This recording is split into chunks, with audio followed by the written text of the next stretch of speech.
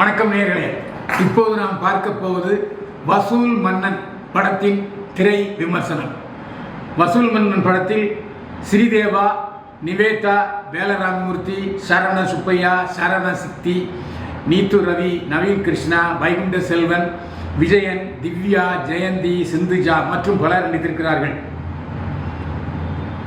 பரணி இசையமைத்திருக்கிறார். சுப்பிரமணியன், பரணி பாடல்கள் எழுதியிருக்கிறார்கள். சிவகுமார் ஒளிப்பதிவு செய்திருக்கிறார். கதை, திரைக்கதை, வசனம் எழுதி இயக்கியிருப்பவர் வேல் குமரேசன். இந்த படத்துடைய கதை என்னன்னா, ஒரு சீட்டிங் பேர்வழி. சீட்டிங் பேர்வழின்னா நிஜமாவே சீட்டிங் பேர்வழி இல்லை. அப்புறம் பின்னாடி கதையில் சொல்கிறாங்க, அவருடைய தங்கைக்காக வரதட்சணைக்காக அவர் நிறைய பேருக்கு கடன் வாங்குறாரு. நிறைய பேர்னா கிட்டத்தட்ட ஒரு 5 லட்ச ரூபா வரும். ஆனால் அந்த கடன்காரங்க எல்லாம் அவரை பிலுபிலுன்னு பிடிச்சிக்கிறாங்க. ஏன்னா கடனை திருப்பி கொடுப்பதற்கான வசதி கதாநாயகன்ட்டு கிடையாது.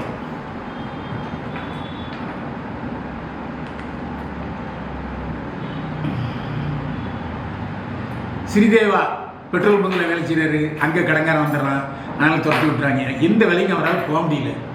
இதனால அவர் என்ன பண்ணுறாரு, அந்த ஊரில் பணக்காரருடைய மகா நிவேதா, அவருக்கு எப்படியாவது போலீஸ் வேலையில் சேரணும்னு ஒரு ஆசை.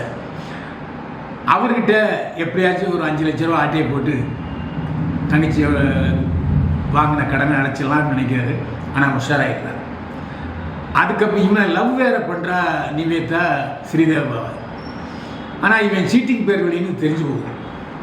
என்ன காரணம்னா, இவருக்கு பந்தோபஸ்தாக ஒரு கான்ஸ்டபிள் வீட்டிலே போடப்படுறாரு. ஏன்னா இவன் எந்த நேரத்துலையும் பிறரால் கொல்லப்படுவோம், அதாவது கடன்காரெல்லாம் கொல்லப்படுவான்னு போய் போலீஸுங்களுக்கு கம்ப்ளைண்ட் கொடுக்குறாங்க. அதனால் வேறு வழி இல்லாமல் இவருக்கு ஒரு துப்பாக்கி ஏந்த போலீஸ் பாதுகாப்பு கொடுக்குறாங்க. அந்த துப்பாக்கி ஏந்திய போலீஸே அவன் ஃப்ராடுமான்ட்டு நிவேதாட்ட சொல்லிடுறாரு. அதனால் கோபம் வந்துடுது. அதனால் நான் எப்படியாவது கஷ்டப்பட்டு போலீஸ் வேலையில் சேருவேன், ஆனால் போலீஸ் வேலையில் சேர்ந்தவுடனே ஒன்று அரெஸ்ட் பண்ணுவேண்டா அப்படின்னு சவால் விடுறாங்க. இந்த சவாலில் நிவேதா ஜெயிச்சாரா, அவர் எப்படி கடலிருந்து மீண்டார் அப்படிங்கிறது தான் கதை. இந்த படத்தில் நிவேதாவுடைய தந்தையா வேலராமமூர்த்தி வருவார். அவர் பெரிய கோடீஸ்வரர். போதாக்குறைக்கு அவர் அந்த மாதிரி தவறான தொழிலும் செய்கிறார். ஆனால் மக விரும்பினாங்கிறதுக்காக நிவேதாவை ஸ்ரீதேவாவுக்கு கல்யாணம் பண்ணி வச்சுருக்கார். ஆனால் மருமகனான பிறகு எப்படி அவருக்கு என்ன செய்ய முடியும்? ஸோ அப்படி ஒரு சிக்கலில் மாட்டிக்கிட்டார். ஸ்ரீதேவா அருமையாக நடிச்சிருக்காரு. அழகான பையன், சிறப்பாக இருக்குது. அதாவது கதாநாயகனுக்குரிய சாயல் நல்லா இருக்குது. ஸ்ரீநிவேதா இளமையாக இருக்கார், துருதுருன்னு இருக்கார். நல்ல நடிப்பு நன்றாகவே வருகிறது. இதில் சரவண சக்தி டைரக்டர், அவர் தாய்மாமனாக வர்றாரு ஸ்ரீதேவாவுக்காக. ஸ்ரீதேவா கூடவே நக்கல் அடித்து நையாண்டி பண்ணி நல்லா கலராக போட்டுறாரு. சரண சுப்பையா இயக்குனர், அவர் போலீஸ் அதிகாரியாக வர்றாரு. போலீஸ் அதிகாரியாக கண்டுபிடிக்கிறதுக்கான முயற்சியில் ஈடுபடுறாரு. இப்படி கதை கிராமப்புறமும் கொஞ்சம் நகர்ப்புறமாக போயிட்டே இருக்குது. பரணியோட இசையில் பாடல்கள் எல்லாம் அருமையாக இருக்குது.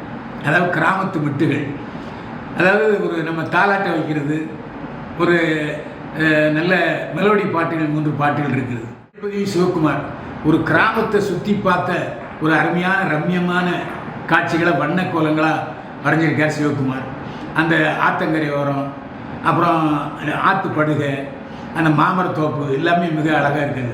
ஒரு கிராமத்தை வலம் வந்த உணர்வை ஏற்படுத்திக்கிறார் மொழிபெயர்ப்பாளர் என் சிவகுமார். கதை, திரைக்கதை, இயக்கம் எழுதி இயக்கியிருக்கிறார் வேல் குமரேசன். பட்ஜெட் படம், அதனால் பட்ஜெட் படத்துக்குள்ளே ஒரு நல்ல கதையை சொல்லியிருக்கார். அதாவது எந்த சூழ்நிலையும் ஏமாத்தினா நீ ஏமாற்றப்படுவாய், கடன் வாங்கினா கொடுக்கணும், கொடுக்கக்கூடிய திராணி இருந்தால் மட்டும் கடன் வாங்கணுங்கிற ஒரு நல்ல மெசேஜை சொல்லியிருக்காரு. எந்த சூழ்நிலையும் ஏமாற்றி நீ பணத்தை அபகரிச்சேன்னா அது திருப்பி உனக்கு சேரும் அப்படிங்கிற ஒரு நல்ல விஷயத்தையும் சொல்லியிருக்காரு வேல் குமரேசன்.